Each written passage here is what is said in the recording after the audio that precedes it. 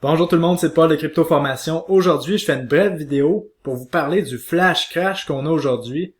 Donc aujourd'hui, on a vu le Bitcoin et tous les crypto-monnaies avoir un flash crash incroyable.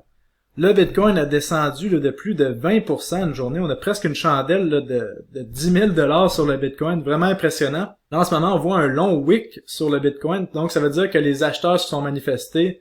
C'est très positif. Donc vous voyez, ça se passe pas vraiment comme le scénario que j'avais prévu avec la flèche bleue. Parce que je pensais qu'on allait atteindre les 60 000 avant d'avoir une correction importante comme qu'on voit là. Mais bon, qu'est-ce que ça veut dire? Voici ce que je pense qui arrive en ce moment. Vous vous souvenez des Elliott Wave? Ben là, on a enfin notre vague 2 de la vague 5. Et si ça se trouve, ça se peut qu'on a le même pas plus bas, ça se peut que c'est déjà terminé, qu'on a déjà vu notre bottom.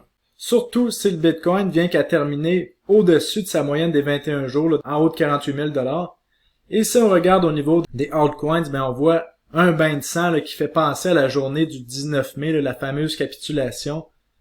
Donc pour ma part, même si ça fait peur et que c'est terrible de voir ça, ben je pense quand même que c'est un bon moment pour recharger, étant donné que je pense toujours qu'on est dans un marché haussier. Parce que des flash crash comme ça se passe pas tous les jours. Donc on risque d'avoir énormément de volatilité dans les prochains jours. Et rappelez-vous, comme je vous dis depuis chaque vidéo, depuis le début là, de l'année, rappelez-vous qu'il n'y a rien qui monte en ligne droite. Donc une correction comme ça, ça permet d'atteindre un nouveau plancher, d'avoir une base, et par la suite, on repart vers le haut. Donc c'est comme ça que ça marche les marchés. Il n'y a rien qui monte en ligne droite.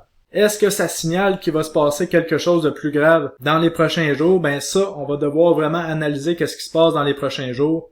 Est-ce que la chandelle du Bitcoin va terminer en bas de 45 000? Ça, ce serait pas une bonne chose. Et selon moi, ce qu'on est en train de voir, encore une fois, c'est une attaque tout simplement des stop-loss et des gens qui étaient en levier sur des positions longues, là, parce que là, étant donné que le Bitcoin montait presque en ligne droite depuis plus d'un mois et demi, ben on était dû pour liquider les positions, les gens en levier trop agressifs. Donc, c'est pour ça qu'on a vu ce genre de liquidation-là.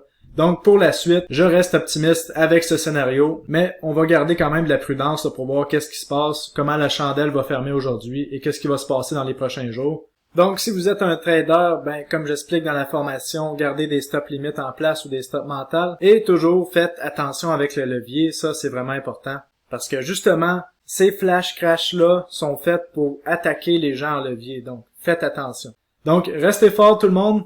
On se revoit dans les prochains jours pour d'autres vidéos. Salut tout le monde. Bye bye.